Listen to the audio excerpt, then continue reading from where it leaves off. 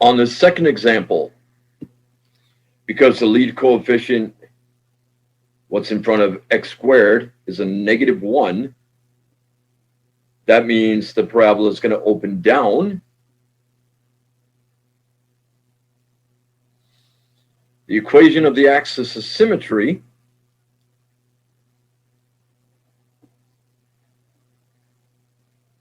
direction, axis, -b/2a. So -12 over 2 times -1, because we've got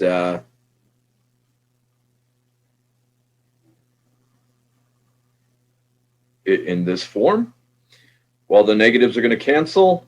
12 over 2 reduces to 6. And that is the x-coordinate of the vertex. If we plug in 6 for x into the function, -6 squared plus 12 times 6, that's -36 plus 72, which gives us +36. And that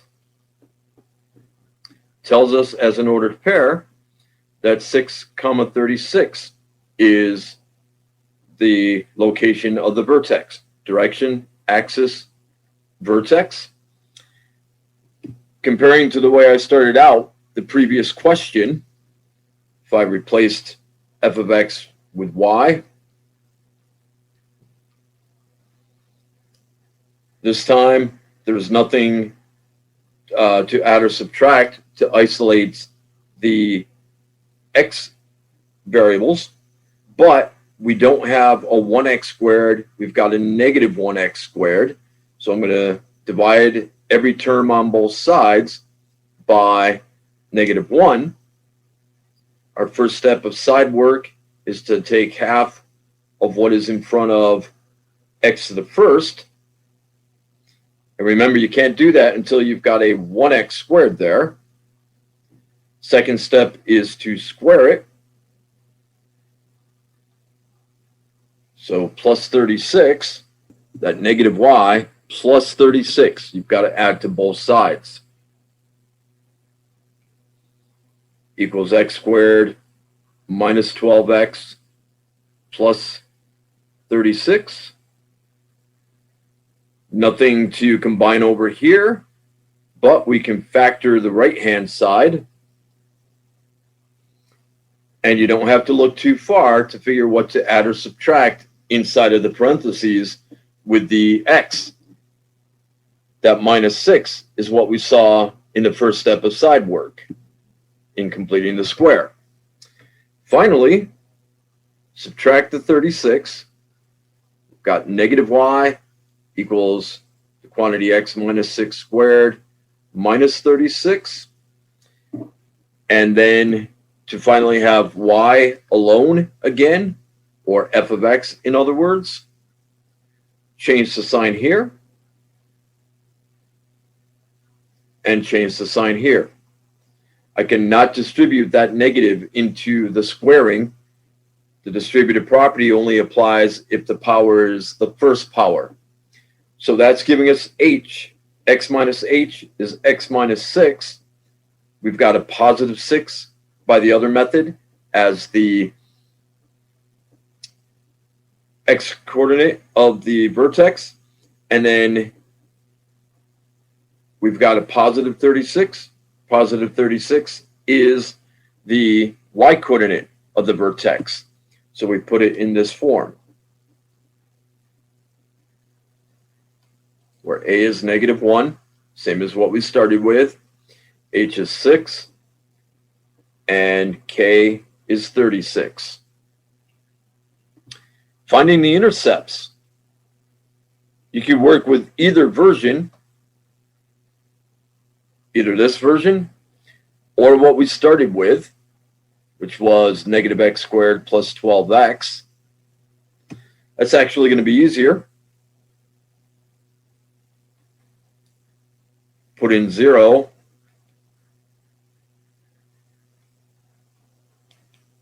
and you get 0. So the y-intercept is both an x and y-intercept, 0, 0. Whereas if we set y equal to 0,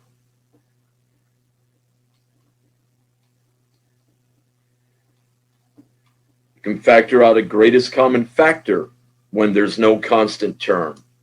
Factor out a negative x, since the lead coefficient is negative. That gives us the other factors, x minus 12. Set each equal to 0.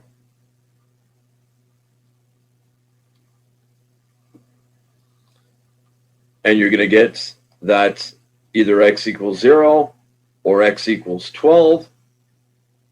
So we already knew 0, 0 was an x-intercept. And now we also know that 12, 0 is an x-intercept.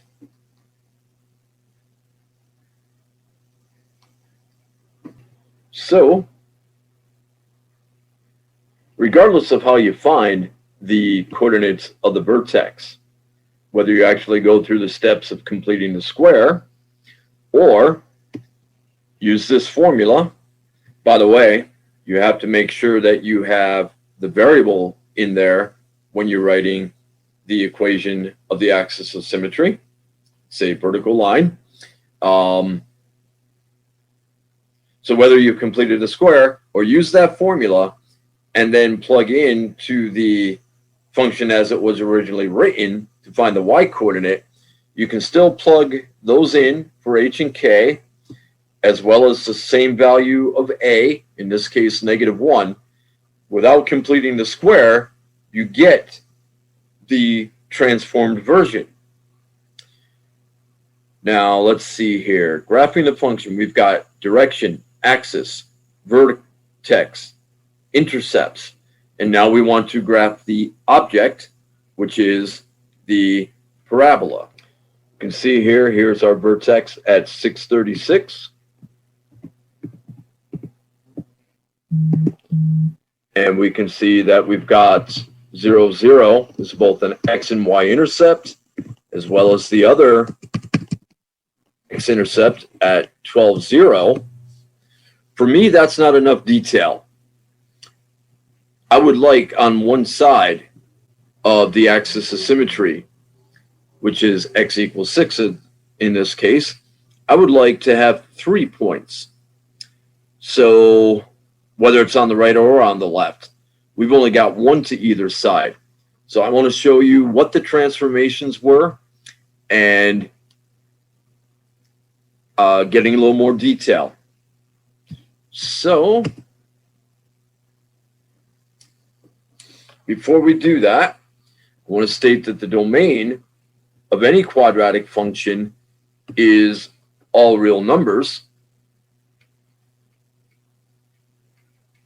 So in interval notation, -infinity to +infinity, because the parabola opens down, the vertex is a maximum, and that means that we're going from -infinity up to and including 36. Furthermore, it was increasing when we started out, and that stopped when we hit the vertex.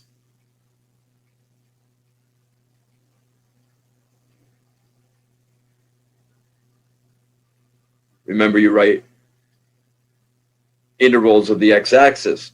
Saying it's increasing is telling you something about what y is doing. So we want to talk about, whoops,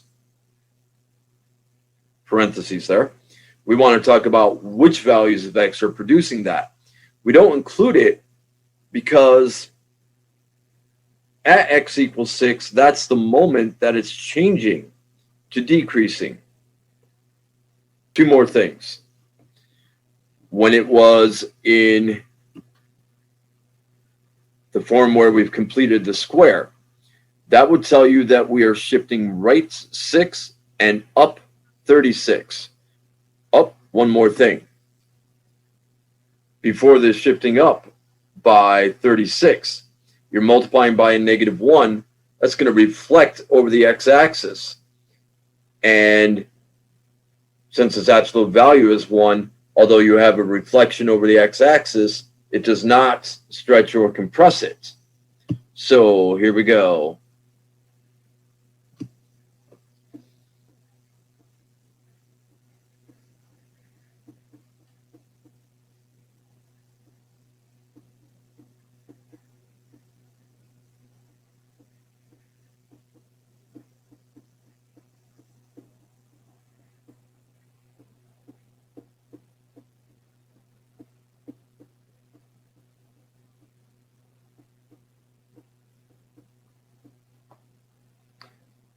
Starting off with 0, 1, 2, and 3 again, and squaring them.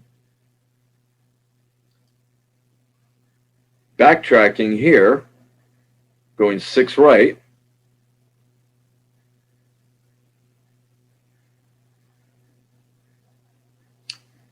So those will be the x-coordinates of what we will plot. Then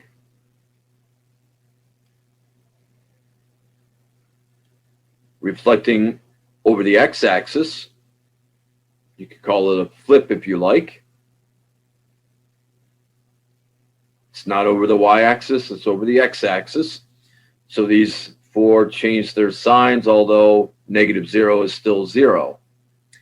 And then add 36.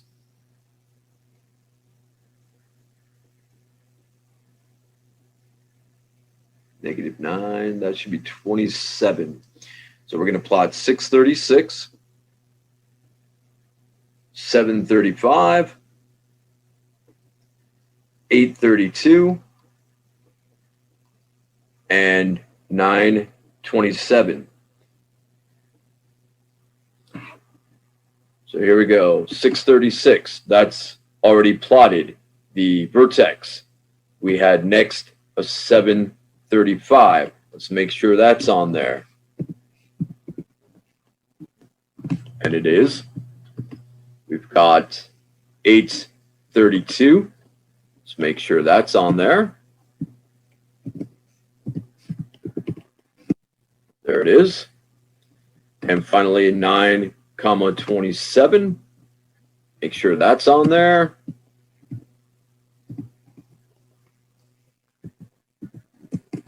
And it is.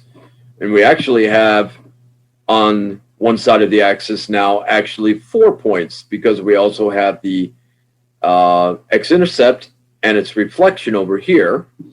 The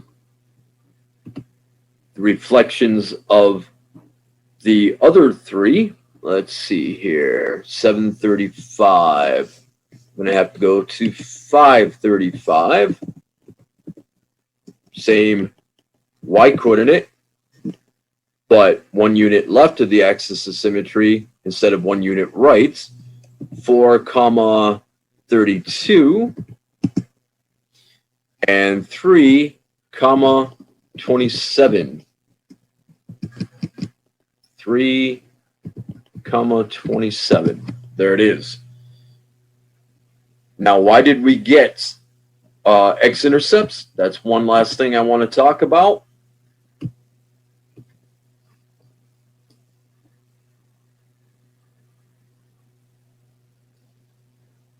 B was 12, and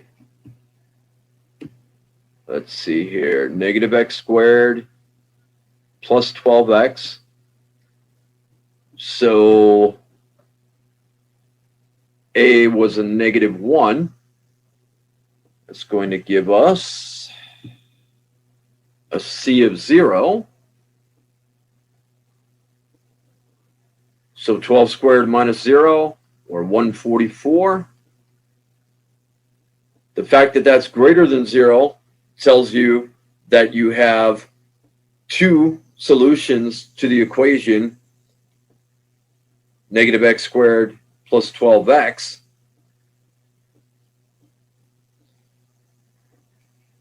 The fact that the discriminant is also a perfect square tells you that they are two integer solutions,